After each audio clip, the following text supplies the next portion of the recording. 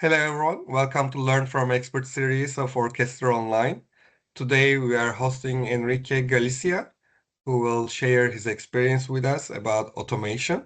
And I am Emrullah Yıldız, Growth Product Manager at Orkestra Online.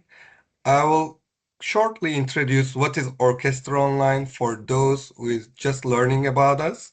Orkestra Online is an automation tool where you can collaborate with your company or external companies when it comes to creating solutions in a centralized way.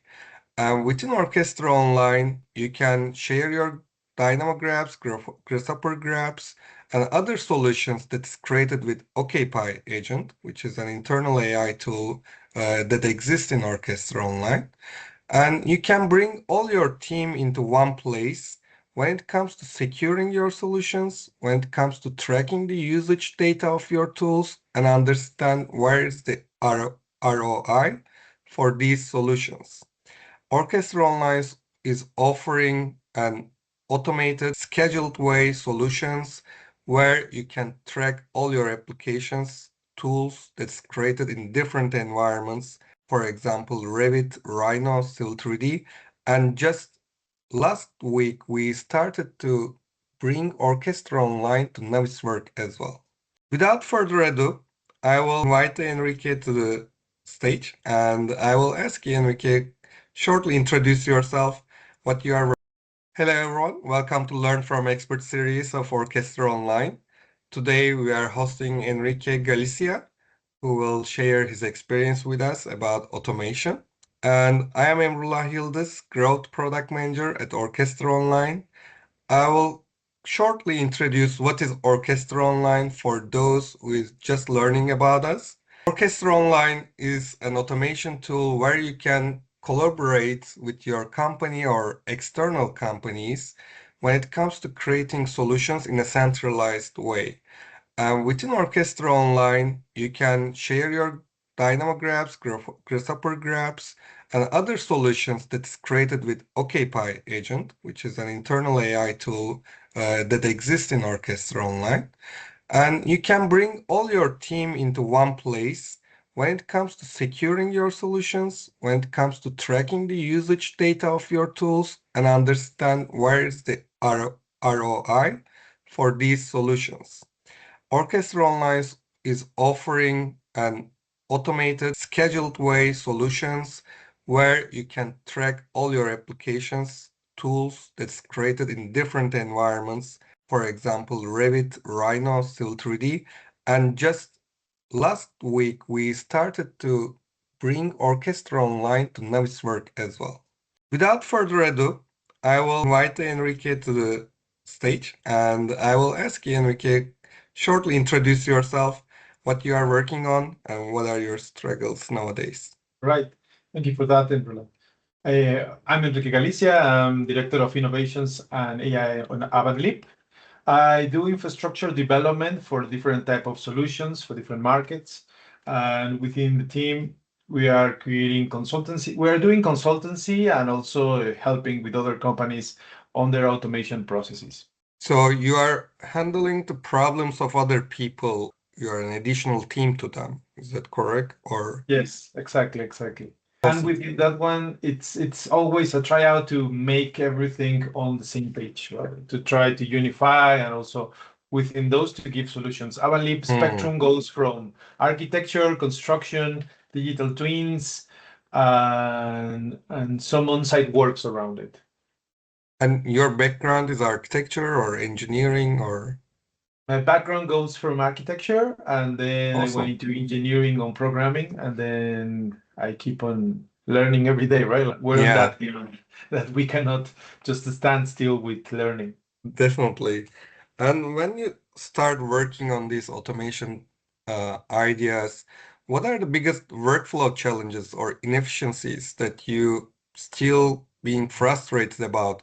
Things that started in the past, they existed in the past, but they are still there and they are still blocking you or making you inefficient. I would say it's been changed a lot since, I mean, within all the works and all the research on AI and different types of solutions and possibilities, I wouldn't want to go too deep, but I will say that from being project manager and creating different tools within using a sprint each 2 weeks, and then having a client having far back and forth for doing solutions to this stage that we are now on the dispersion era of doing coding, because it's not complicated anymore on the terms of technical, but you really need to know what you're doing, because otherwise Hmm. you're just spreading a lot of things that might have a good documentation, so that they might not have Yeah, a technical depth on presence, but now the technical depth comes into the experience use cases.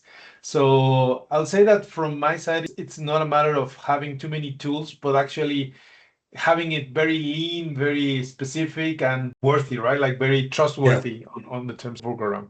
And how did you decide to lean on the automation from architecture? What was your motivation? And in the back, during those days when you just graduated, did you notice that you are more interested in software engineering, or what was your motivation to shift your profile to this area? Yeah, I would say that it changed because of the possibilities of doing more things.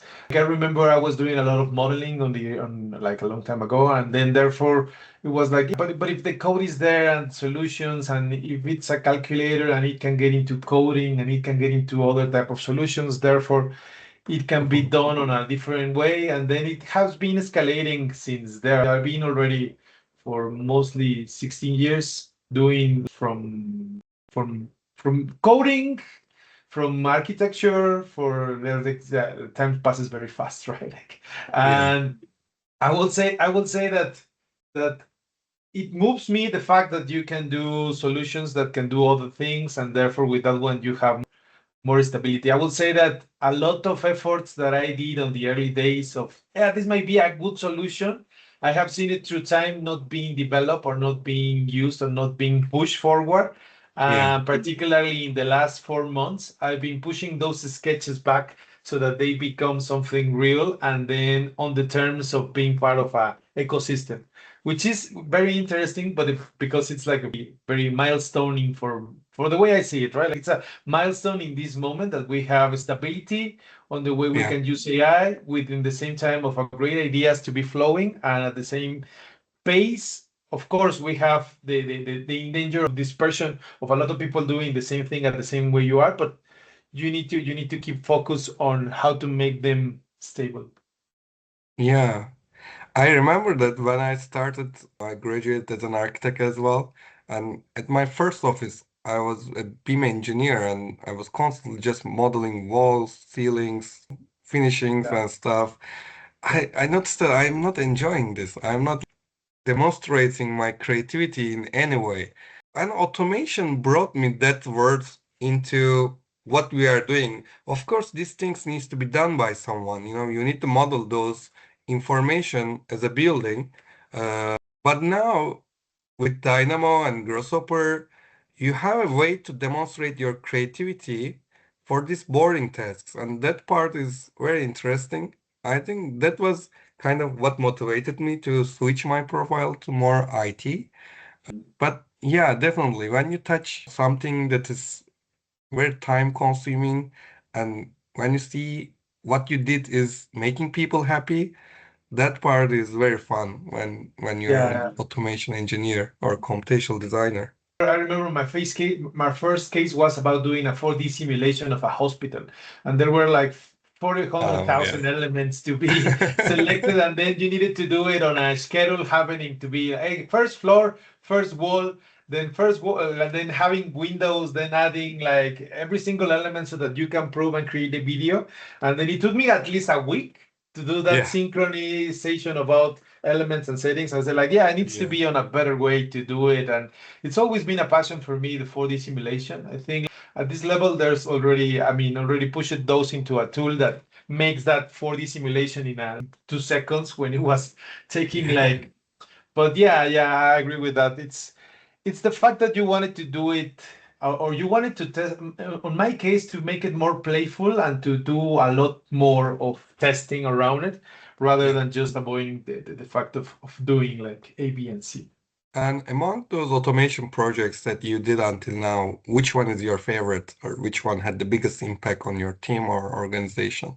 I mean, yeah, I wouldn't. I mean, I would look like class detection working around. It's been part of the main triggers because it was like I remember a project I was working mostly on having like it was like 16 files of their being out updated every week, and then they needed to be downloaded into Navisworks, then checking all the classes, then creating into ACC, having all the sets of whereabouts there are all the class detections, and then I said like, yeah, this cannot be happening anymore because it's taking too Yeah, much. And then within a tool, it just runs it inside of Revit to make it that happen. And that's part of our workflows for creating documentation. I think that particular workflow has been leading into presentation, has been leading into multiple courses and things around that one, just to know that, hey, doing intersection between objects. It's something useful on the terms of compliance, but it also helps you to have visibility, and therefore that pushes a lot into generative design. That also pushes a yeah, lot in between analysis of objects, because that way you see like, hey, designing is like having more visibility. And yeah, I mean, I can go on and on with those, but I mean, that's the sample I can recall the most, and one of the biggest ones like that one for the simulation. Probably infrastructure things as being very useful for hotels or for when doing like MEP installations. And apart from that, I will say like lot of efforts upon like the use of scripts, Dynamo, yeah. and so on. Yeah. It sounds like you have a lot of, area sectors that you touched when it comes to automation. You work with MEP, you work with documentation, 4D planning. That sounds amazing. How do you feel about it? Was it rewarding for you to learn all different things? Was it intentional, or you just did what was in front of you? Well, no, I will say that at the beginning it was because of cause and effect. It was like the type of calls I was receiving or the Hmm. ideas. I remember when I started doing, I started doing it on like almost 10 years ago, recording on Udemy for having courses.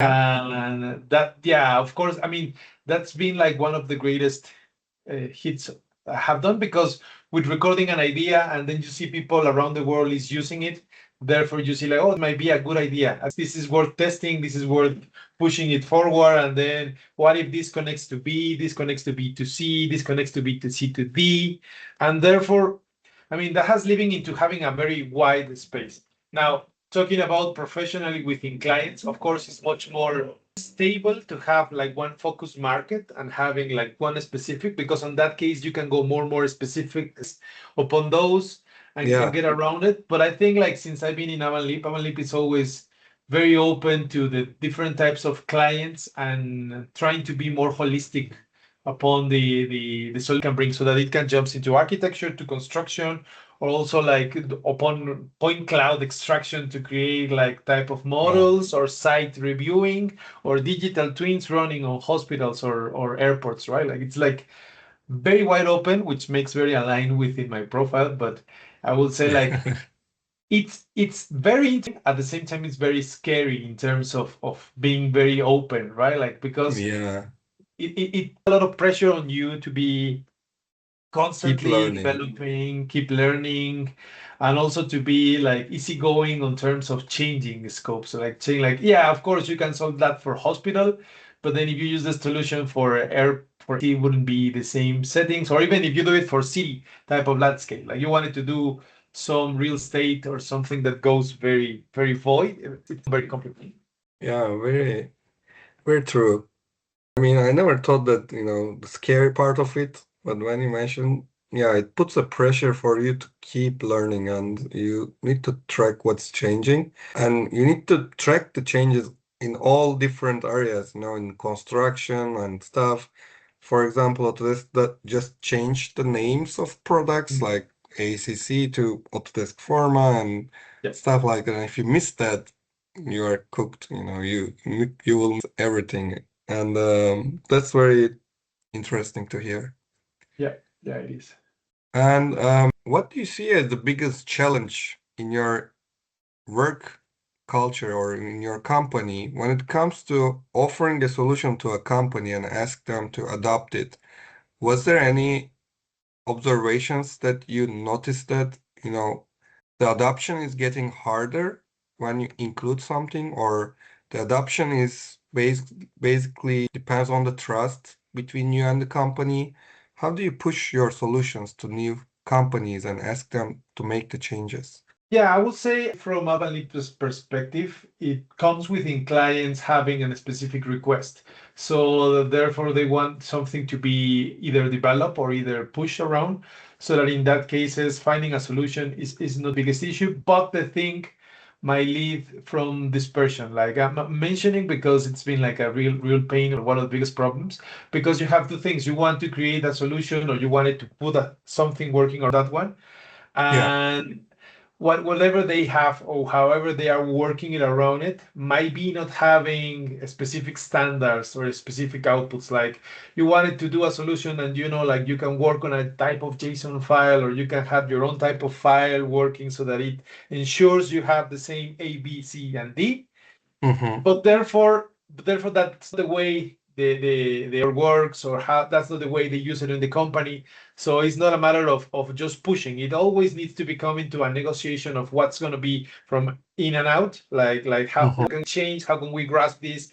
Yeah, are we going to put a translator so that it becomes the file we needed, or we can reuse this type of code, or we can mix it with these other solutions.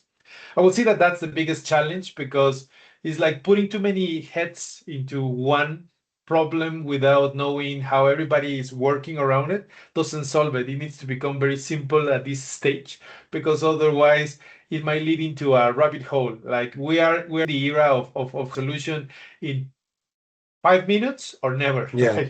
Like Yeah. it's very open. And I would say the other challenge that happens within security, because Oh, yeah. security issues tracing is like, okay, the reason they have done it like that is because the files you can have it, they don't need to install anything else, and they do not need to request for additional privileges.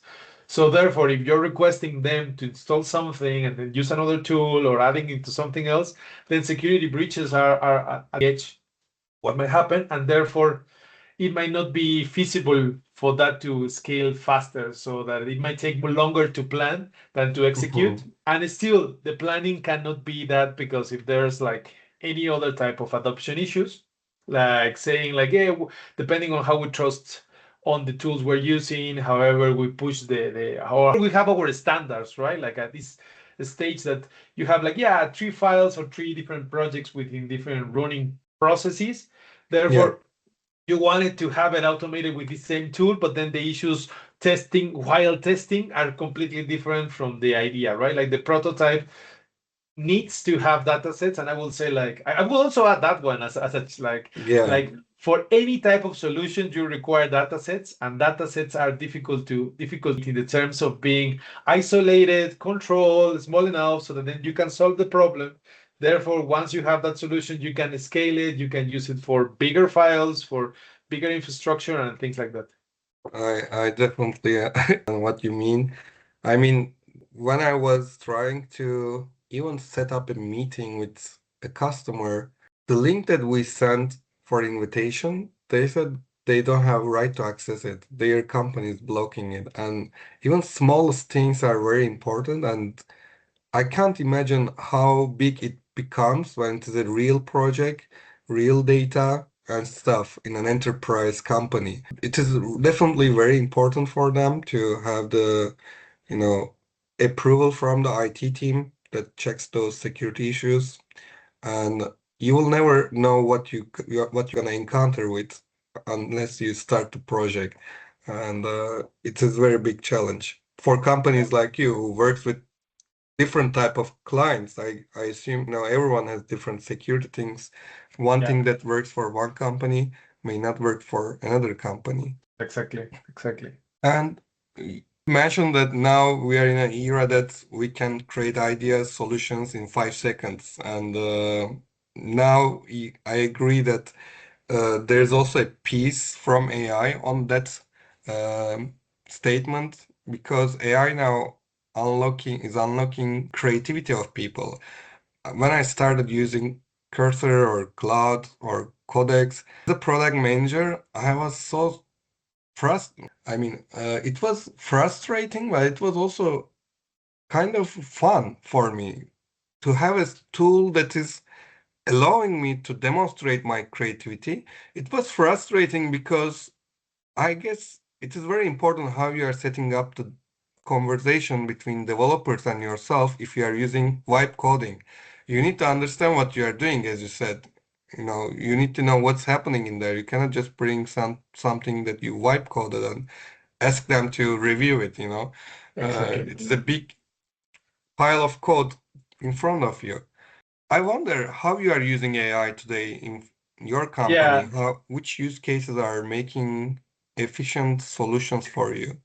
I mean, I remember at the beginning, I was like very reluctant within the use. I was like doing like, yeah, no, no, no. Oh, you want to fix code that is being done that was within OpenAI, within the ChatGPT Yeah, or what before Codex. And therefore it was like, yeah, you created a lot of code, you copy pasted, but you don't have any recursion, you don't have any connection in between files, you don't have a system working around in the process. So like reviewing this code, it's actually better to use the one we have it or to libraries we already have rather than checking this code to work, right? Like, and then I remember as it was pushing around it, as we were seeing MCPs and as it was connected, there was a moment when the use of cloud code within the MCP running with a file system that it was recursively creating the compiles or reviewing how the code was creating the other elements. That said, like, no, no, no, the moment we need to shift on the other way around because we change from Stack Overflow to questioning GPT, and therefore it's like we do not longer need to do the questions from that code. We only need to ensure that the code that it's being created will follow our patterns. So I remember instead of starting just from blank, I started from using one of my samples that were very clear and started creating libraries and rules from those code samples. So instead of yeah, doing a transition, just like, hey, byte code something from here, what I did was like, okay, this is a project that it's a product that it's already been released within the patterns. I need you to read from these patterns and create a config so that if you're using something or you're creating something, you will use this one. And I think that's the mm, part of right? Like yeah, you need the specifics that you wanted to reply so that it will be used in your name or in your way of working so that therefore you're helping yourself because otherwise you're just against a voice trying to teach it on the bad way. It's like better copy yourself than rather try to like craft or forge yourself out from the everything else because that may lead into something. So what happened from there is like I use it like four samples that I have a product. The first one I read it and then I was trying to fix more code. Then I use the other samples. Then okay, I use it like okay, this is the way I research on the APIs. This is the way I research within the MCPs. Then I start bringing around it. And I think like from the perspective being either byte coding or agentic coding, just being mostly terms of marketing, it actually yeah, depends on how deep you are engaging your knowledge within the answers you're looking for, because it doesn't make sense just to use it blank. You need to have all this context background, but still, it always needs to be cleaning. This yeah, judgmental, right? Like I try to re-evaluate my MD files, like my skills, my persona, my way of writing when I'm using AI, like at least once a month, so to see that if any reflections I have done change the way I am talking right now, so that it gets up to date. that's So very interesting.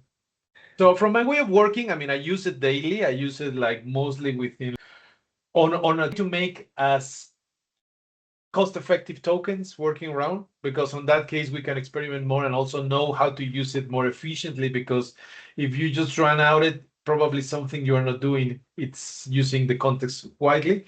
And I think on the Yeah, enterprise level it was very good. I remember it was like I think like 2 months, 3 months ago, it was the program from Claude to do certificates, so that they were like, hey, if you want to become a partner of Claude, you need to have these courses, and it was very good from company perspective that they were like very open for those courses to take. yeah, We took that idea, we just make the team to take the courses, mostly like all the engineering team. And even though it didn't lead into the certificate, but it leaves more structure upon saying like, hey, okay, we can use it on the desktop, but we rather use it on the code so that we can have our files, we can have it our Gits, we can share our knowledge, we can share this and that. And therefore, we are mostly like, if you want to create a new product, it's not coming from blank, it's coming from rules and configs, it's coming from best practices, it's coming from somewhere. Still, dispersion is huge. It's like, Yeah. because they're like, of course you know something, but there's like a ton of other things you do not know, and the matter that leads dispersion. And do you have any kind of plugin that you get benefit from its AI capabilities in Revit, Civil 3D, Rhino, or do you just focused on cloud or codecs type of environments? Yeah, I mean, all of those are for coding applications on Revit, Mhm. on also on ACC. I mean, we also have on Bolt, we have on Inventor as well. Like, I mean, the Navisworks. So, and still, like, there are some cases that we have put it on to have their own API keys, or you can use an Olama model so that you can be running it. I see. Because I mean, of course, a tool can do a lot of process, but Mhm. if there are that you need AI to simplify, to analyze, to like for instance, like a catalog type of tool. Like you might have a lot of catalog type of processes. Like you have like, yeah, this one is name catalog, concrete, casting place. This one is like finishes within tiles. And then if you wanted to do the analysis, it will take you a long time that rather if you put just an API key and say like, hey, these are my fields, these are my inputs, use it on this platform, just use some tokens, and now the tool is like, it's putting like oil to the product. So I will say like from current products, mostly like 40% are using API keys. So Mhm. that leads into some oiling on the tools that at that time they wouldn't be possible. They will require a lot of human effort. And I Yeah. think right now it's just like a very easy pace to incorporate them. Yeah, I think AI eliminated the blank canvas problem, how am I gonna start it? How am I? You can just, bring something and understand the structure of it and just continue working from there. The setup process, for me at least, getting very easy right now. I don't need to set up a plug. If I want to create a Revit plugin, I don't need to set up the file structures and everything. I can just use AI to do that. But also, I use AI to, maybe this is related with the integration part that you mentioned. I use AI to understand those integrations that would require 5 developers maybe to handle. How I Yeah. collect data and store it. I don't know, I use Neon environment, for example, or how I can create an environment where multiple people can collaborate at the same time. And I learn about Cloudflare and Drable objects and stuff. Things that I was not allowed to touch as a Yeah. developer. Now I can learn it very quickly and connect the dots with each other very fast. And I can build my own product very easily, just to understand how the data connection and all these pipelines working with each other. I find that part of AI very strong. Rather than understanding what you're coding, I use it to understand how can I connect platforms with each other. And as a product manager, I think that's the value that I see for myself. Thanks so I much agree for with you. sharing all this information, and it was really valuable to hear your experience and how you are using your persona to train the AI and configure it. That's interesting. And from your side, have you used OKPy before, like by yourself, or is it something new for you? No, it's something new for me. I mean, I'm very interested into the forward and to working with it because I see like, I mean, from the you show me and within the tools, the creation, the interfaces, the use of the debugging, I mean, that can lead into very fast tracks for a lot of automations. And I think like in those cases, there can also be connection because I believe there's no need for being that many tools everywhere. Just Yeah. that we connect, it will make it better because in that case we working as a team, right? Like and I Yeah. that's the challenge right now is like to integrate, to avoid dispersion, and to connect the tools so that they are on a main bridge that it's open and it's available Mhm. on different terms. So we asked Enrique to bring an idea for us to try with OKPy agent. I will share my screen to show the documents that you shared with us. Can you shortly introduce what is the idea that you would like to try here? Yeah, I'm putting idea just to different products being developed by different developers. The first one I'm placing is like it's like something it's a tool that it's available on the App Store. It's called Obstaculo. What it does is doing like some clash detection, and the process it has on the back of the code, it gets into different classes for creating geometry related being intersected. Then within that one, it creates a JSON file, but also creates extensible storage so that therefore every clashes are being saved there. So it has specific tools related to documents, to where are the issues and where are the things happening. Mhm. The second tool is called Revit Markups. It's a development we're doing as well. It goes with the Bluebeam markup annotation tools, and then it was translated so that it gets into the ACC. But I think the relationship here is clear upon the compliance settings, right? Like you have a project, you have something running, but it was done by a different developer. So what Mhm. happens with that one is that when we see the infrastructure that both tools are having, they are not related in the patterns because they're getting from A to B, but they need to have a contract so that therefore, if a tool is getting some clashes and they put it, they can also become within the markups, and then the markups can be aligned into that one. And the last one is called Mhm. Nuvola, which is a cloud-related functionality. It seems completely out of the equation because it's something using within the point clouds to create three-dimensional objects. But in the practice working on construction, what happens is that there are certain things that you're taking a point cloud type of object so that you ensure that that one is not having a clash, and then you have the Revit. So you see there are three efforts that go Yeah, into construction pipelines within different developers, but they do not connect in a same ecosystem. I So see. it might lead into having like, hey, now you need to have three trainings happening. And I think like one of the ways we're seeking this to become a solution is then to extract tools, become the MCP type of thing, and within those that, but I still wanted to take a try within OKPy to become it to make it a type I of see. where we can have some infrastructure working in the middle. And yeah, that's Obstaculo. That's like yeah, exactly. Yeah, I don't Yeah, know. It's missing reviews. So it's not a good review. It's just like a long all-time review. yeah. So the thing is with OKPy, if you have a plugin system installed in your Revit, it files and can connect multiple tools to each other. Let's see. But if it is not here, we can just use one plugin and Revit capabilities and see if it can access the capabilities of plugins that you installed. And Okay. Yeah. yeah, that's the idea that I want to test with Orkestra. Um, Yeah. from one user, I didn't have chance to test this, but from one user, we were told that, did you know that OKPy can use the plugins that you have in your Revit? And we were just blown away with that fact. And you will never know what it can achieve. And let's see if we can create something using the Avant Leap plugin. So this is OKPy environment.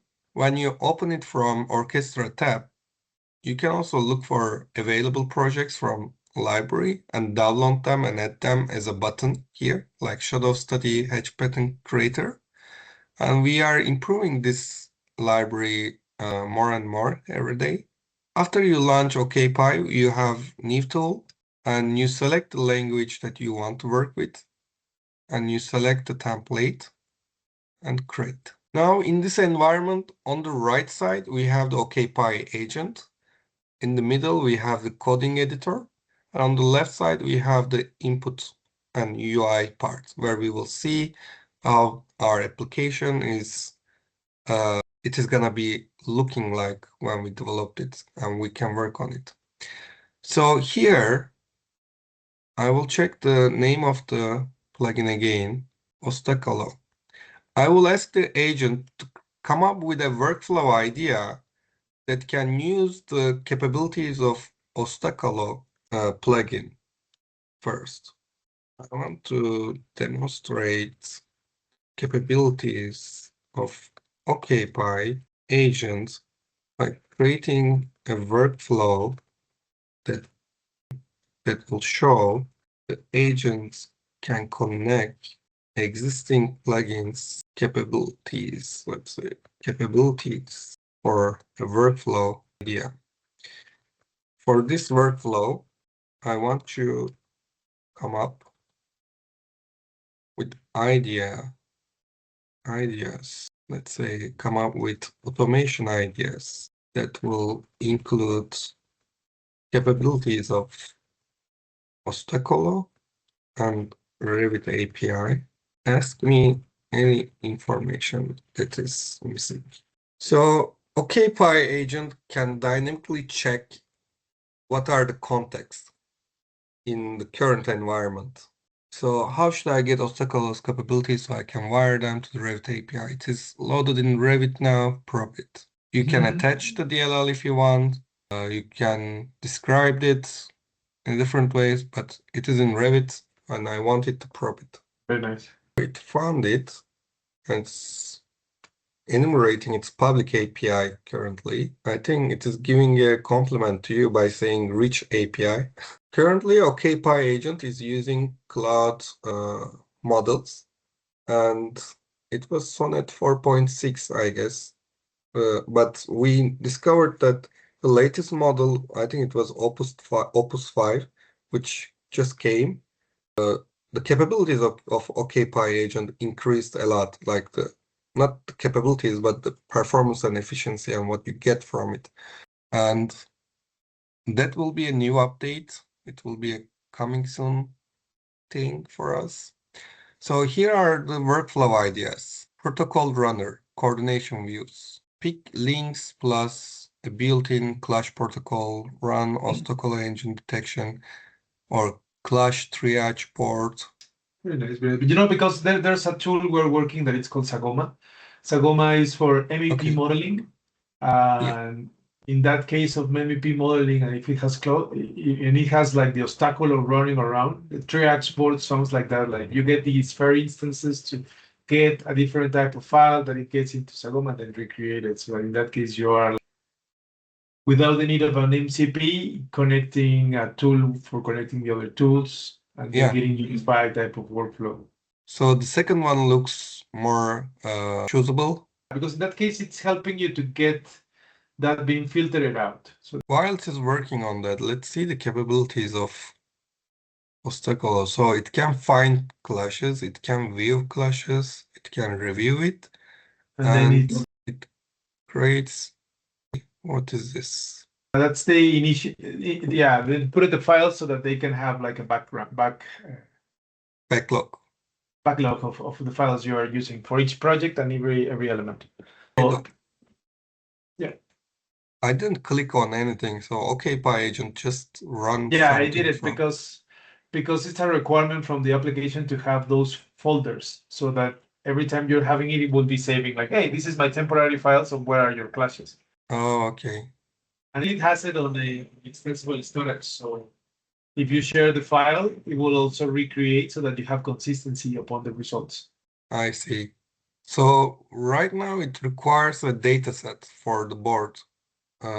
Should we create it using Ostacolo or should we ask it to create it? Because it doesn't have any, right? So I think detect and triage workflow. I think triage floating paddle so that we can run it on Ostacolo, because otherwise then you are not using Ostacolo. But I mean, yeah, I think you can just add and detect step classic dialog, because in that case you will run Ostacolo and then you will run it that way. I mean, for the purpose of testing it. Yeah. I mean, on a production level, probably will depend which tool you find it most appealing, right? If you wanted to do the classes and then change it, or you wanted just to get to the board, and because that will also depend on how you set your protocols or things in the middle. And I think one thing to highlight here before using any AI model, it is very important to start with brainstorming rather than jumping on the conclusion. That's why I added ask for clarification questions to my prompt so that before creating anything, I want to make sure that I am in the decision-making process if something is missing. And I don't know if you use it like this when you start prompting something, or Do you have any tips and tricks for your prompting? Yeah, I mean, I don't do the application directly. I need to do a planning of what's the purpose and a market Mhm. research. Also, like, yeah, the idea is go from here, but how it can be working around, how it's suitable for an audience, for the use cases, for the market. We already have 5 tools in construction. Do we need another tool for construction? Or if we have no tools in architecture, we will be the closest first step. I remember when we were working on the product side of creating this set of products. Yeah. At the beginning, they seem to be just like 5 of them on a 60% chance of being developed. And as we have been moving forward, all of them are visible. The more you develop and the more you have infrastructure, therefore the next ones can run. That's running Obstaculo, and then it's running the different protocols, the architecture, structure MVP, structure MVP with the other elements. So yeah, actually this is what I want to test. So it can access the API of different plugins and just use it.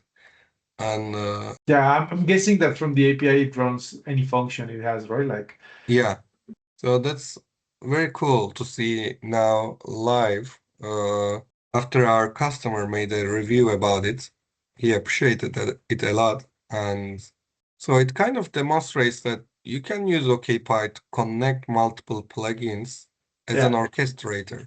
And yeah, just let's see if we are gonna able to create exactly. something usable, at least, at the beginning.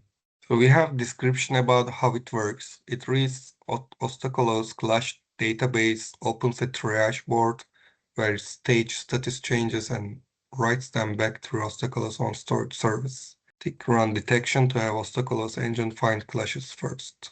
Keep the link scope tight, or it can run for minutes. Okay, so there are protocols here. I believe Yeah, that yeah, it's coming we from are the plugging. application, the protocols. There's also a plan of adding a way of configuring your own protocols and things like that one. And like it can go because Yeah, yeah. So the interface it's placing now, it's just from the at this stage is just context yeah. almost. Yeah. Yeah, so we have this security step, you may ask for something big and it can run and run. At some point, we stop it intentionally. And if you want to continue, you just click on the continue. So that it is not in a loop for a long time. So everything looks okay. That's Mhm. why I click continue. It is building correctly. I see the data is coming up. It's reading the linked files. It's And accessing everything, so it's very nice from yeah. that part. I think that gets the And we have this preview button that shows how the application will work when you run it, how it will look when you run it. So here are the filter steps, status. yeah, exactly, because in that case it's using what you already have there, so just Yeah. checking and having it filter out. So that part, coding part, is the first step where you get the data. And after you get the data, we will see this environment.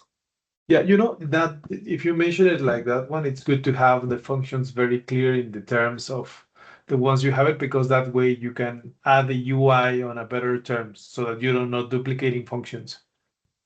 So thinking from the perspective, it's more valuable that from the Obstaculo function or the Obstaculo add-in, it has additional connections so that it gets into the other functions rather than trying to create user interface of them to be independently. Yeah. Does that make sense? It's like it gives perspective that you don't need to do all of the user interface work if you're going to integrate them with multiple functions. What I am understanding that it is good to have a one centralized UI to control all of the plugins, operations and functions.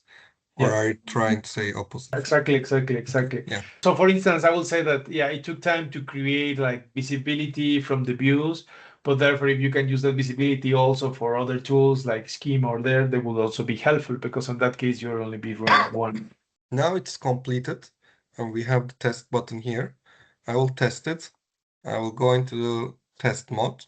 And the good thing about test mode, it undoes any changes that it does when you complete the process workflow. So right now we have I'm not sure if I should activate this or not. Since it has already a database, maybe we don't Yeah, need to. if it already has it, wouldn't make sense, right? You already Yeah. did it. So which one I should select from these ones? Probably structural versus map. And from here, structural, Select on HVAC, electrical, plumbing, HVAC and plumbing. plumbing. That's it. Okay, let's run it. Mm-hmm. So no clashes for this project. It says Yeah.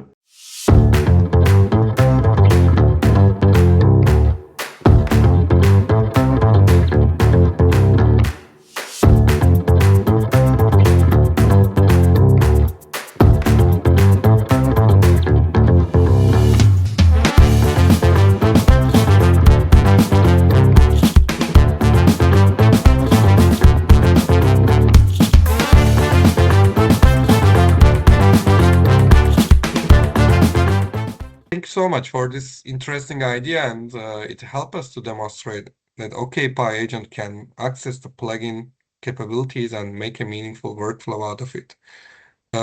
As for the closing question, I want to ask you, what advice would you give yourself when you graduated to the time, if you would go back in time when you just graduated, what advice would you give yourself based on what you know at the moment? Yeah, I will say just be curious upon the things that moves you, that you feel like, even though they might not seem to be like at this stage being completely like return of investment might look like, but if you follow your passions and you're getting things like that moves you, that keeps your interest in popping, and as well that they become useful, you will find a way to have them working around. I think that there's a lot of notes I've been doing. I done like a lot of time ago that I thought that, oh, this would be a great idea, but it wasn't the time, it wasn't the moment, there wasn't the technology or the tools. And therefore, I'm happy I did that on that time, or at least I take a note or I write at something. Because without those, probably I will be just trying to find shiny objects without knowing, like, oh, this is an idea that persists through timing. So even though it doesn't look that everything pays off very quickly, Yeah, eventually they do they land. Eventually they build, and as well we are. I mean, with that one you can build your infrastructure, your ideas, the things you like the most, and the way you want to build up your career. Because we are not longer on a just industrial way of working. We're on a very creative type of multidisciplinary slash yeah, specialized type of requirement. So it will keep on changing. And I will say that my best advice is to keep it fresh, keep it curious, and keep it learning. amazing. Thanks so much for sharing your experience with us today. It was amazing to meet with you one more time. Happy. Hopefully, we will meet again face to face one day. Yep. And take care yourself. Same to you, Enrola. Thank you. Happy to talk to you. Bye.